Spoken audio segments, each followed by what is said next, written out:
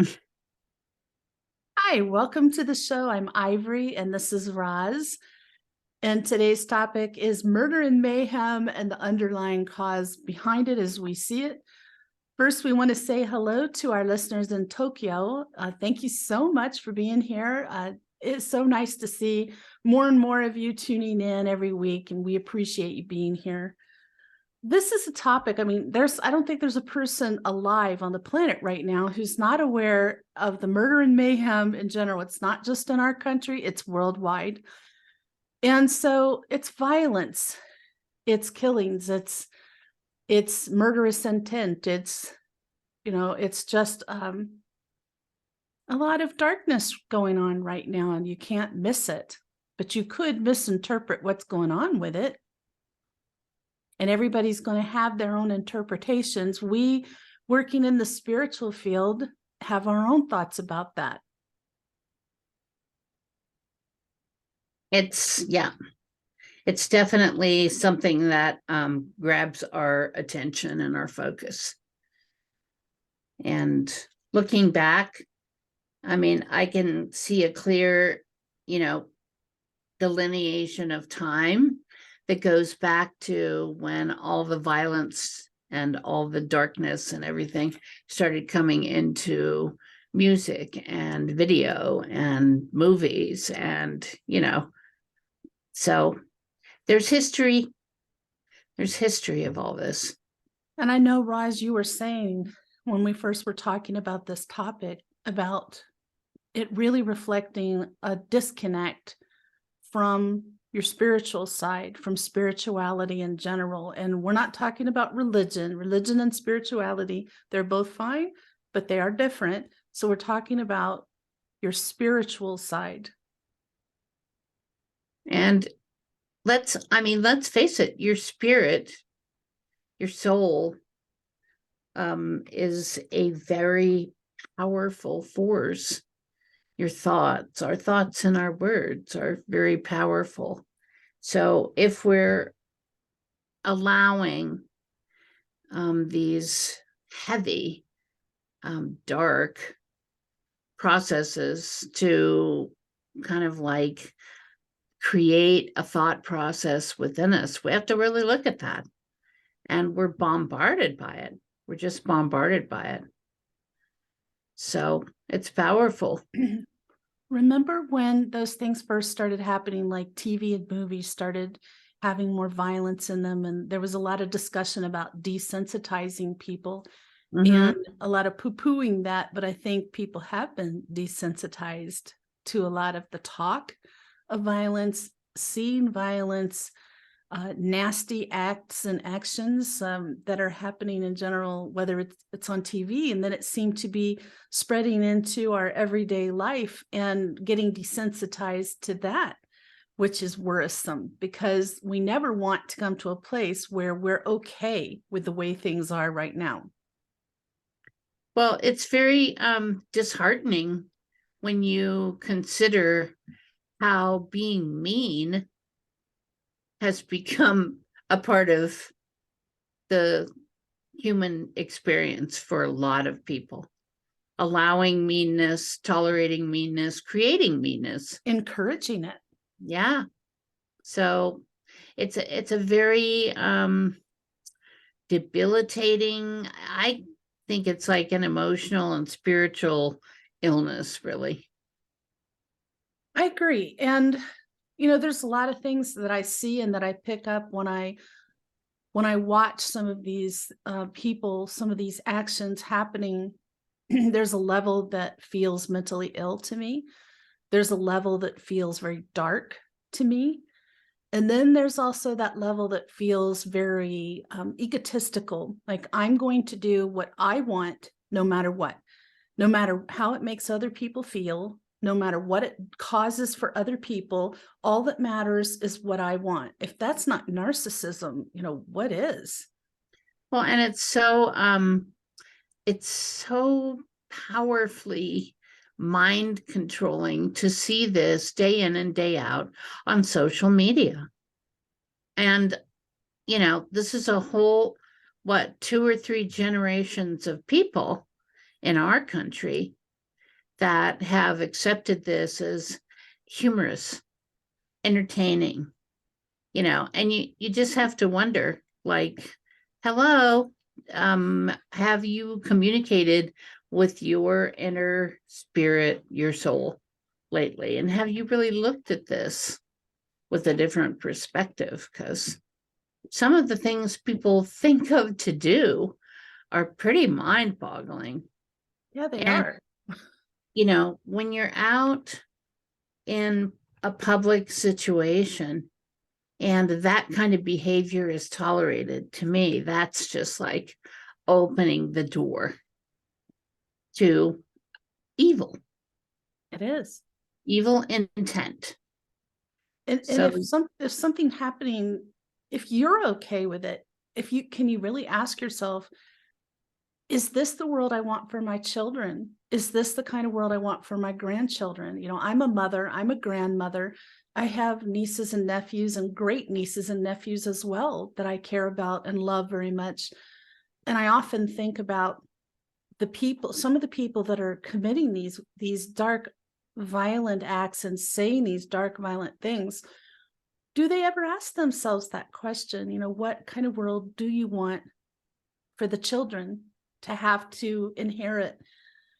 I want it to be far better than this. I really thought we were headed in a lighter, better direction until, I don't know, maybe 8 years ago. And it just seems to be spiraling down from there. I know there's a lot of light workers on the planet right now. We're two of them. And we know a lot of light workers, and we're all committed to doing everything we can for our time here. That's the reason we're here, to lift up. But people have to do their own work too. And so something Roz posts on her Facebook page a lot. It seems like once a month, Roz posts the golden rule: do unto others as you would have them do unto you. Isn't it that simple? it is. It really and truly is. And speaking about, our children and grandchildren, I mean, I'm so kind of disheartened recently with the number of people, because of the influx of social media and, the viewing of so many people's lives. I can't believe how many adults are raising children and they enjoy teaching their kids to be mean. And to Yes. be hateful and to be violent and to be just dark. The embracing of the dark energies is pretty scary, and I think once you have children, it's one thing, but wow, I've never felt more fired up about it since I started having grandchildren. I'm just like, how dare you? Yes. How dare you turn this world into something creepy for my grandchildren? Yes, exactly. It's Because infuriating. it takes a while for things to turn. And I know it will turn. Yes, it will. Things swing back and forth. I don't know. I pray it does turn in the years that I have left, but I'm more concerned about my grandchildren and other kids of that generation who are becoming very depressed and feeling hopeless. And there's a suicide rate going up among young children because they don't see a future for themselves. They don't want to live in this kind of world. They feel scared. They feel alone. They feel Abandoned abandoned, yeah, by by the society. leadership. Yeah. So, and they were talking about grade school children, who are seeing this, who are feeling it. And that's a wake up call for everybody who's not on board with this, to really take a look at what's happening. I believe that other than the people who are possessed, and there's a lot of possessed people in the world right now, that's one thing that doesn't ever get discussed. I think people are afraid to say it on social media. It would probably bring a storm of darkness upon them. And so, but we're going to talk about it a little bit. A lot of what you see are people who are possessed. And those people, we know, we've talked about it on our show, what to look for to recognize possession. But when you look at people who are possessed, You can't expect them to come to their senses or to do what's right or to think about other people or have compassion because they have given themselves over to evil. And so we're not a political show. We're not going to be getting into who we're talking about or who this, that. It's not important. Anybody can become possessed. And the point being that a lot of what's happening is that there's a battle. There's been a battle always between good and evil, and it's intensified dramatically of late. And we are in it now. So there is that piece. And so we need to be cautious of those people because they'll do anything. They are capable of doing anything evil. Well, you're not, in my mind, you're not dealing with that person. That person is not even there anymore. Right. A lot of the time. Now it's an entity. Certainly not at the surface. They're certainly not the entity, that being that is doing the thinking. Mm-hmm. The possessor basically has overtaken that person and is controlling them. So it's, it's created an environment where I think children and, I think you have to be constantly paying attention and on guard, because wherever you go, you're going to encounter these people that aren't there anymore. They're just, you're seeing their physical presence, but their spiritual presence has been overtaken. Their human presence is gone. They can't tap into their human emotions or like compassion or empathy or sympathy, any of those things that make a person more advanced, a person to be more fully functioning as a human. They don't have that. And so a lot of what we're seeing is actions by entities. There are also people who are opportunists. And so, people who are in it for the money, for the power, for fame. And so they'll do anything, say anything to get that. But what it comes down to is they must have complete disconnect from spirituality, whatever the reason, or they would be thinking about their soul, or they'd also be hearing their higher self, because our higher selves talk to us too. I mean, I talk about my main purpose in life is connecting people with angels, passing on messages from angels. Angels are not the only ones talking to us. Our higher selves do too, and you can hear that as a thought in your head. And you could think of it like an angel on one shoulder and a devil on the other, and the angel is also your higher self, who is your soul, telling you what is right. And if you're disconnected from spirituality, you may not even hear it, let alone want to listen to it or act on it. I think the other thing we have to recognize is that when you create a worshipful attitude about monetary accomplishment, and that becomes the most important thing, and material possessions in your life, the spirituality and the desire to do good, goes down quite a number of notches on your list of importance. So that is a huge factor in what's going on right now. And sadly, I mean, we have seen, I've certainly seen in my lifetime, this huge shift away from trying to make a better world. And it's for a lot of these people, it's just that narcissistic side that you're mentioning. It's all about them. It's all about what's in it for me. What am I going to get? Well, in reality, there's not a very good scenario ahead when that's what people worship and that's what people look for. And I know it's a human history of that. Many people who live for money, things, hedonistic pleasures, and you are supposed to have fun. I was just writing about this yesterday on my Facebook group. Like, it's important, even as light workers, you can be very passionate about your mission, your work, but there's more to life than that. We're supposed to have people in our life, and we're supposed to have some fun and have some hobbies that you enjoy that give you pleasure. Life is to be lived. You're here for a human experience as well. But when you start disconnecting from your spiritual side, you start disconnecting from your human side.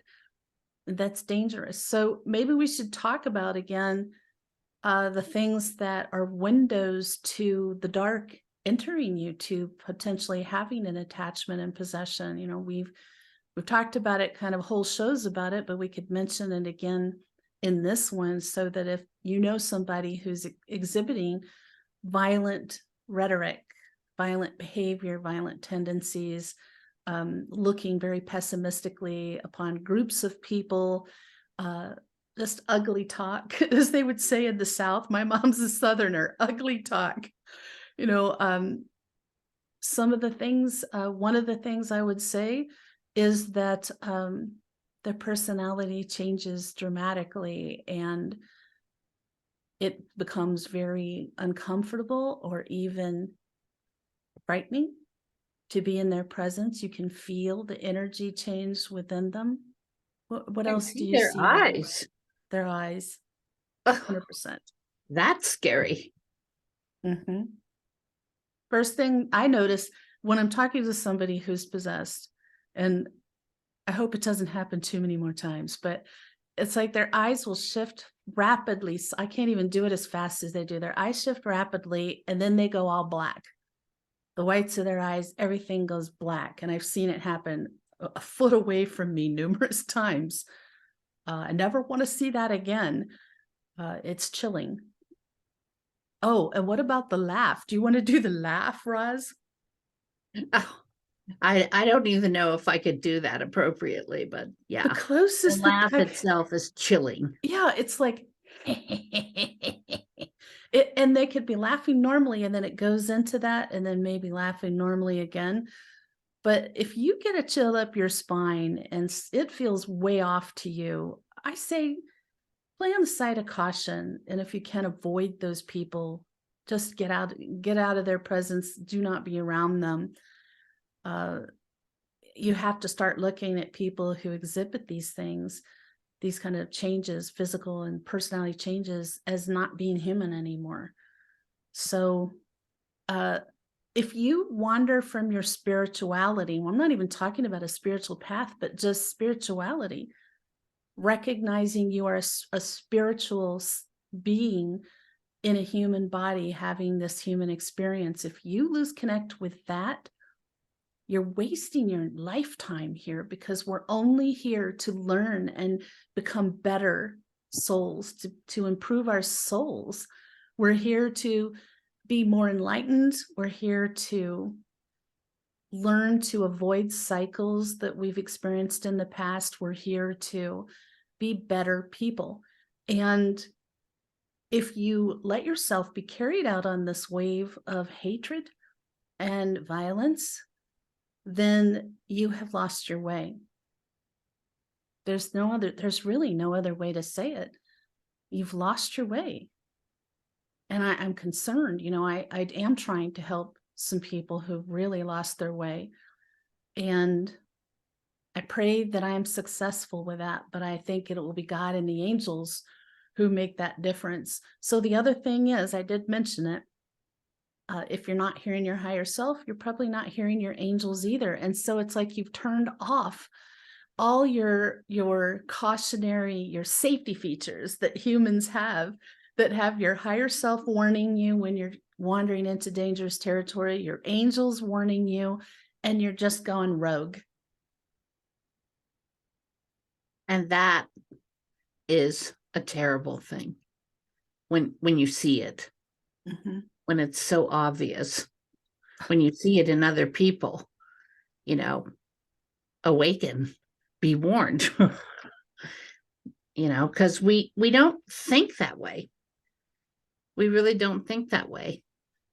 But those signs and symbols are pretty obvious in reality.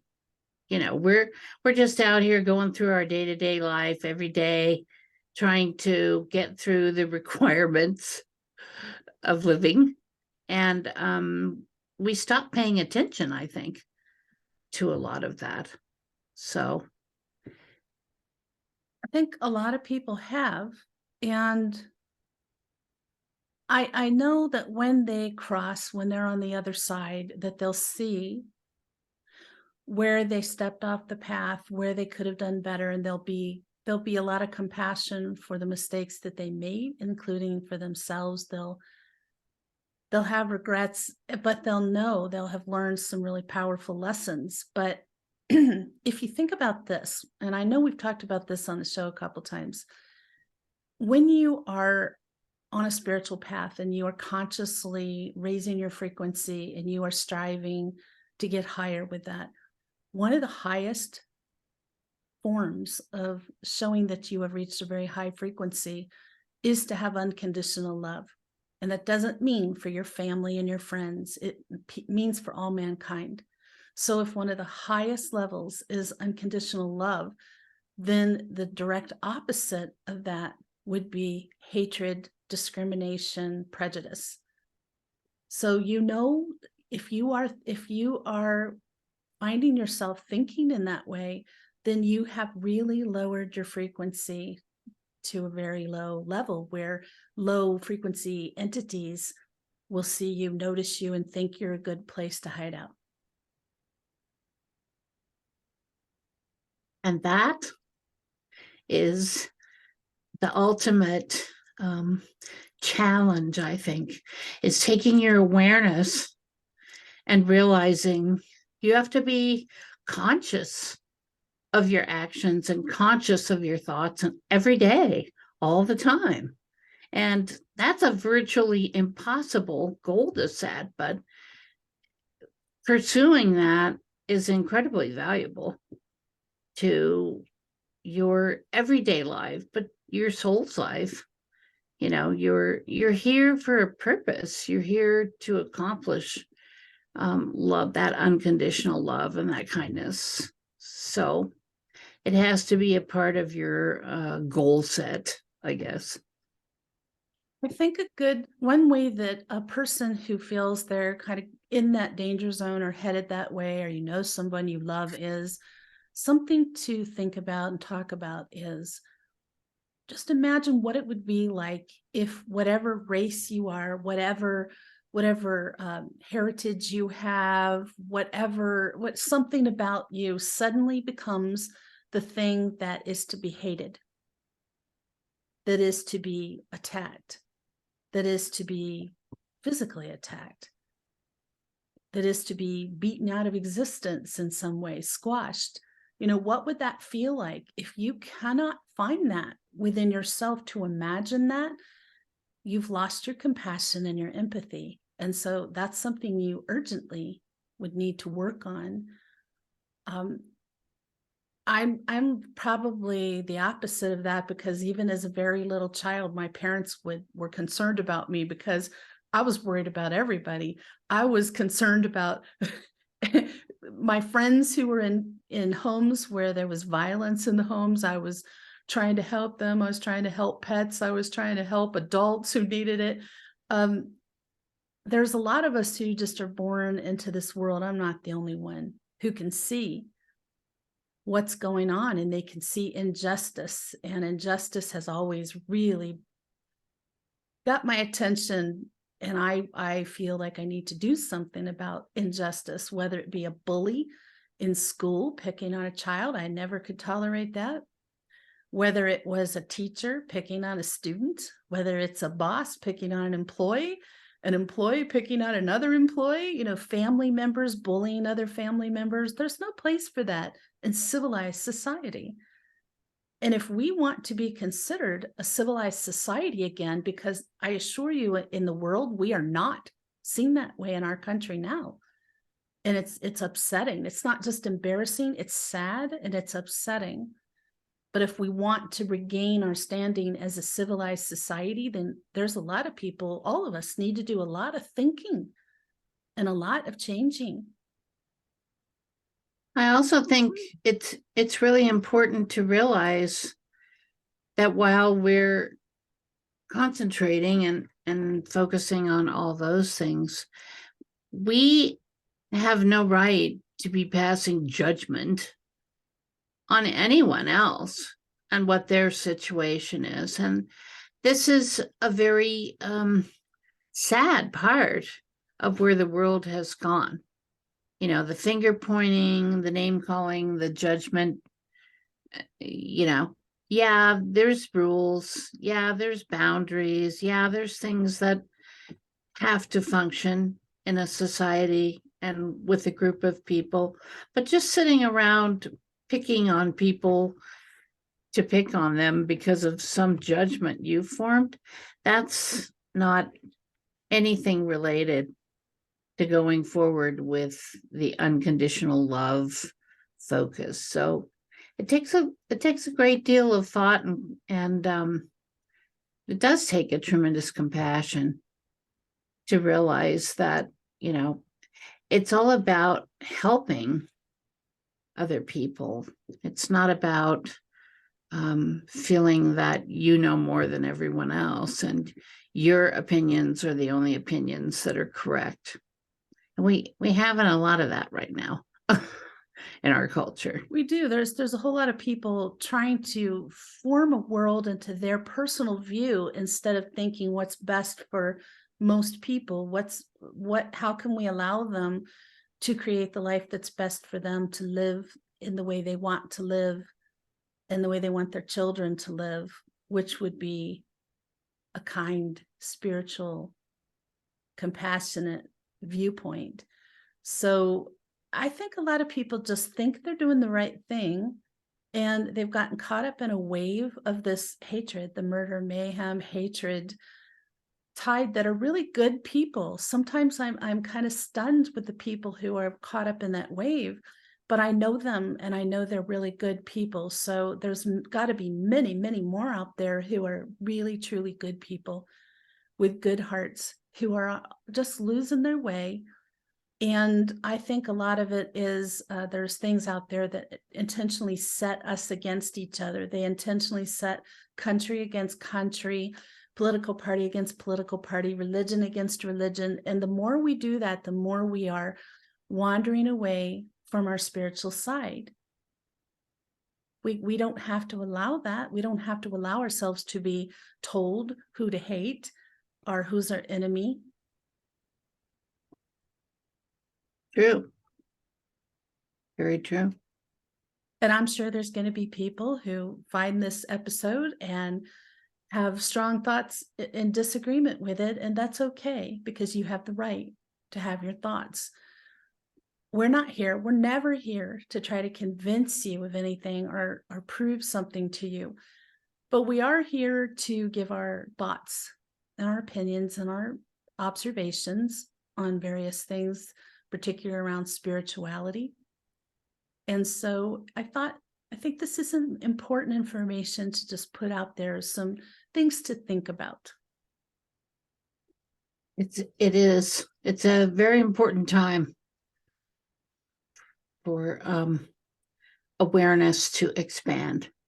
You know how when you go through a dark night of the soul in your personal life, and almost always that, for me, it's always led to a great deal of powerful lessons and great insights and opportunities opening up, and me going on to something amazing I couldn't have even have foreseen. I feel like our whole planet, oh, the angels are coming in. I am covered in chills. I feel like our whole planet is at one of those moments. We're going through a dark night of the soul, and we can come out of this having learned some very big lessons and seeing things differently, seeing ourselves differently, seeing the world differently, and having a chance to create something better, something that gives our children and grandchildren and generations to come a world that they're going to be excited about, moving into becoming adults and they want to have children, and they can see a future for themselves and it looks really good, and that our planet can be cleaned up. That's a big win for me, that our planet can be cleaned up, can be saved, our oceans can be clean, our water, our land can be clean, our air can be clean for all of us. So we're in a planetary dark night of the soul, is how the angels have put it. And we have an opportunity, if we all start really thinking about what are we learning through what's happening here, then we can come out of this in a whole different place. Do you have one last thing you want to say about this, Roz? Or two? I just think, people are at a point right now where we really need to take a good look at the direction we're headed. And we need to decide that, we are the we're the kind of like signpost. We're the people who are saying, hey, wait a minute. And there are millions of us. We're just two people, but there are millions and millions of other people who are seeing very clearly that this tendency that we have been following to kind of go off track needs to stop. And people need to reassess their directions, their motivations, their intentions. You know what that makes us? Spiritual speed bumps. To slow you down on the road to murder and mayhem, because we don't want to go there. We've had more than enough. And if you have thoughts about that, we always welcome your comments. We like to hear your thoughts on these topics. And always, if there's something you'd like us to discuss, please let us know. The email is always in the show description. And next Friday, we'll be talking about evolving life purposes. There's been some questions about what that feels like, and they want to hear like how it was for us, and what it means if you start feeling this need to evolve. So we'll be talking about that next week. And in the meantime, we hope you have a remarkable day.